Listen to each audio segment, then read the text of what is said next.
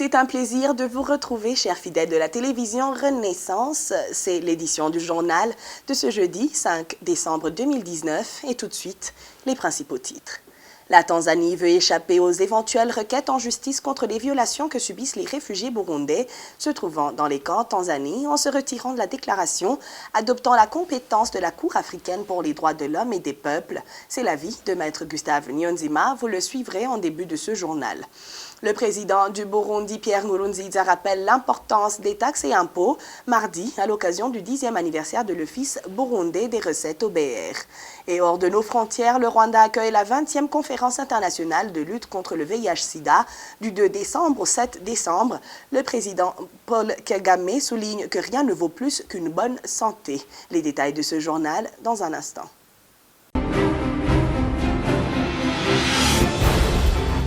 Encore une fois, bienvenue à ce journal. Ce jeudi marque le 45e jour d'incarcération des reporters du groupe de presse Iwachu, Christine Kamikazi, Agnès Ndirubusa, Terence Mozenzi et Egide Harerimana, qui ont été arrêtés mardi 22 octobre à Bubanza, alors qu'ils allaient couvrir une attaque de rebelles à Musigati. Ils sont accusés de complicité d'atteinte à la sûreté intérieure de l'État.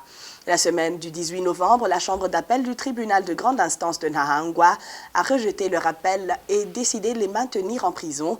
Ils sont toujours incarcérés à la prison centrale de Bubanza.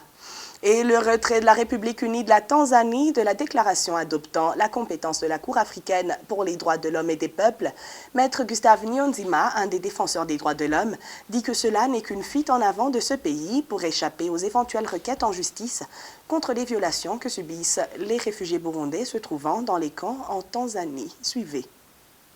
Il y a presque la majorité des pays du continent africain ayant ratifié ce protocole. Néanmoins, il y en a peu qui ont émis la déclaration facultative permettant à un individu ou à une ONG ayant le statut d'observateur auprès de la Commission africaine des droits de l'homme et des peuples qui siège à Banjul en Gambie, de pouvoir intenter une action contre le pays, même et a fait cette déclaration directement sans passer par la Commission des droits de l'homme et des peuples qui siège à Banjul, comme je venais de le dire. On voit que la Tanzanie a fait des échappatoires pour ne pas être attaquée en justice directement par des réfugiés burundais qui sont dans des camps en Tanzanie, que ce soit en Douta ou ailleurs. Et dernièrement, il y a eu un réfugié qui a été lynché par la police tanzanienne et a été tué. Il y en a beaucoup durant 2019-2018 qui ont fait l'objet de disparitions forcées et d'autres qui ont été contraints de quitter le territoire tanzanien pour regagner le Burundi contre les regrets. Et page économie, la Banque centrale devrait soumettre un rapport d'audit afin d'opérer dans la transparence sur la gestion des devises. Ce sont les propos de Faustin Ndikoumana, expert en économie. La Banque centrale devrait aussi mettre en place une stratégie de mobilisation de fonds d'urgence en contractant des crédits pour améliorer la situation du trésor public. Suivez. Et depuis un certain temps, la BRB détient un quasi-monopole dans la gestion des devises, la régulation de la gestion et des opérations de change. Et j'imagine que les banques commerciales ont vu leurs prérogatives diminuer par rapport à la gestion de cette devise. Et nous imaginons que pour que la situation puisse bien être contrôlée, la BRB aussi devait se soumettre à un rapport d'audit pour voir vraiment si la gestion de devises dans ces jours a été faite avec professionnalisme. Deuxièmement, je crois que la Banque centrale devait aussi, parmi les indicateurs qui met à la disposition du public, il y a les mois de réserve de change. C'est un très bon indicateur. Je me souviens qu'en 2015, le Burundi avait un niveau de réserve de change de 4 mois, 3-4 mois d'importation. J'imagine que dans d'autres situations, il est difficile pour un pays de concevoir un programme de développement économique avec un tel niveau de réserve de change. Le pays est à risque au niveau des importations. C'est pour cela que certaines mesures doivent être prises par le ministre des Finances et du Développement économique, notamment construire une stratégie de mobilisation des fonds d'urgence et d'urgence à des taux concessionnés dans des conditions qui a des conditions de remboursement beaucoup moins des conditions de remboursement très adoucies pour permettre à une disponibilisation des devises permettant aux opérateurs économiques d'être opérationnels.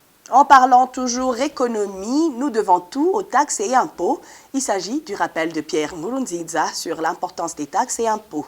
Il s'exprimait mardi à l'occasion de la célébration du 10e anniversaire de l'Office burundais des recettes. Selon lui, toutes les mesures que prend le gouvernement sont exécutées grâce à l'argent qui en est issu. Voici une partie des exemples qu'il a donnés.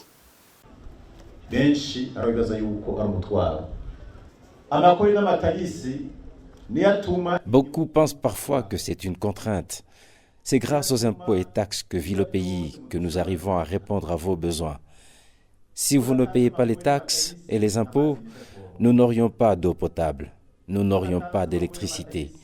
Il n'y aurait pas ces belles routes asphaltées que vous nous avez demandées. Il n'y aurait pas d'aéroport, il n'y aurait pas de chemin de fer, il n'y aurait pas non plus de médicaments. Il n'y aurait pas non plus de médecins, parce que ce sont ces impôts et taxes qui nous permettent de former les infirmiers et les médecins qui vous soignent avec le savoir-faire nécessaire. Ce sont ces taxes et impôts qui nous permettent d'acheter du matériel utilitaire, surtout les véhicules, les vélos, les motos. Les impôts et taxes nous permettent d'avoir la sécurité parce que les militaires, les policiers, les agents de renseignement ne peuvent pas assurer la sécurité juste avec des catapultes ou des cailloux parce que les armes coûtent cher. Former les militaires et les policiers exige beaucoup d'argent. Et donc, si tu ne paies pas les impôts, c'est que tu abandonnes le pays. Si nous ne payons pas les taxes et impôts, nous n'aurions pas d'enseignants pour nos enfants. Ils sont payés grâce aux impôts et taxes. Les bonnes mesures que nous prenons, que les enfants de 0 à 5 ans soient soignés gratuitement, c'est grâce aux impôts et taxes.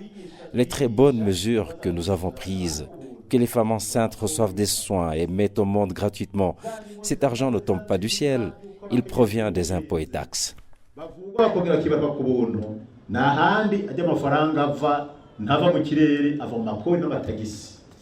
La 10e réunion des présidents des assemblées des pays des Grands Lacs se tiendra à Bujumbura. Le président de l'Assemblée de la République centrafricaine est arrivé ce jeudi à l'aéroport de Bujumbura. Pascal Nyabenda, président de l'Assemblée nationale au Burundi, dans son discours a indiqué que la République centrafricaine entretient de bonnes relations avec le Burundi. Et la preuve en est que les militaires burundais sont partis en Centrafrique pour les missions de maintien de la paix. Suivez-le.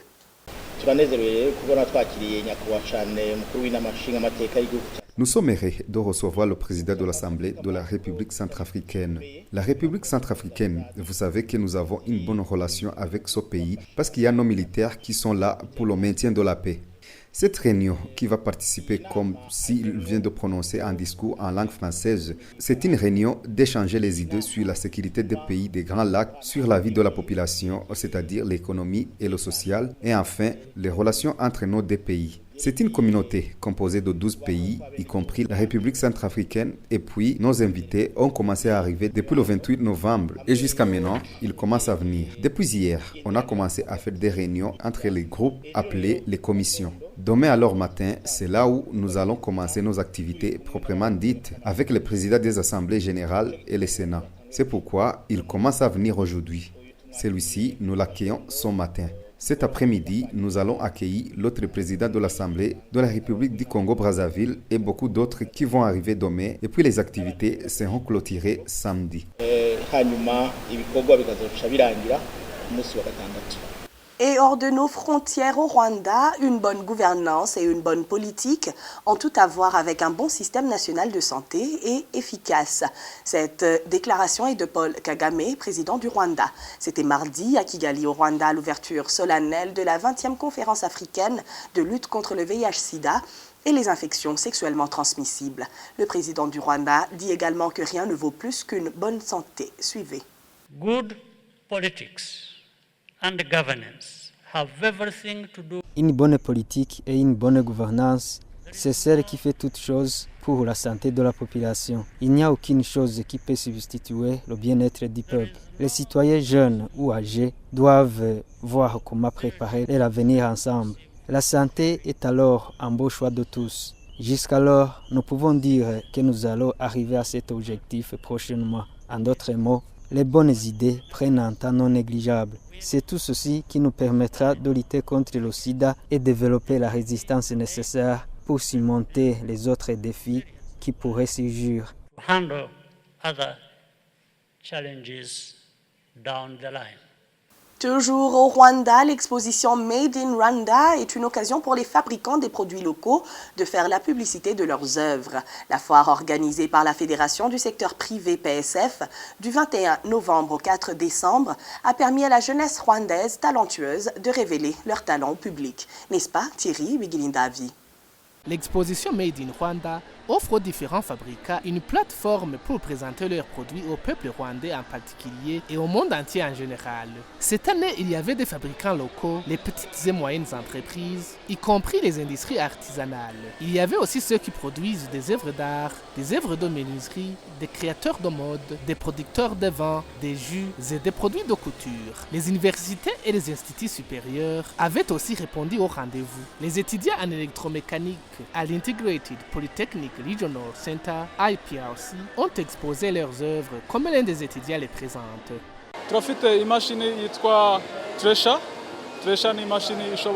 Nous avons une machine appelée Thresher. C'est une machine qui peut retirer les grains de maïs des épis d'offres modernes. Elle peut aussi piler les soja. Elle a une capacité de retirer ces grains de maïs des épis 1 tonne dans 1 heure du temps. Autre machine s'appelle Buttering Line. Elle est utilisée dans des industries de petite taille pour qu'ils puissent utiliser notre système qui est automatique. Cette machine prend les boissons et les met dans les bouteilles, puis elle les ferme. Elle fait ces procédures nécessaires pour finalement présenter une bouteille remplie de boissons et bien fermée. L'autre qui est disponible s'appelle Smart Security et ça fonctionne comme ça. Lorsqu'une personne qui se trouve près de la clôture ou dans le portail de la maison, là automatiquement la caméra enregistre son image, elle prend la vidéo et envoie directement dans un smartphone du propriétaire de la maison. On l'a programmé online pour assurer la sécurité et aussi d'empêcher les malfaiteurs avant qu'ils causent des dégâts. Une autre machine sert à la plantation de maïs. Elle est manuelle. Elle a des fourches qui se trouvent devant et derrière. Celles de l'avant servent au creusement des trous de 5 cm de profondeur et la graine tombe dans ce trou. Et la machine avance, les fourches de derrière passent pour mettre du sol. Donc ça nous favorise de faire rapidement,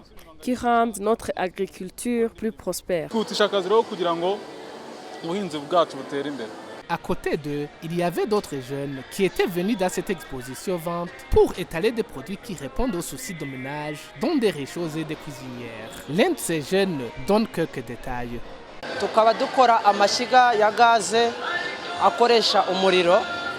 On fabrique des cuisinières à gaz et électriques en même temps. On a aussi des cuisinières made in Rwanda et on les vend ici dans cette exposition. On a aussi des cuisinières qui ont des fours dans lesquels on peut griller des poulets sur un bon prix. Nous offrons 7 ans de garantie. Dans cette période, on te donne n'importe quelle pièce et aussi un technicien gratuitement.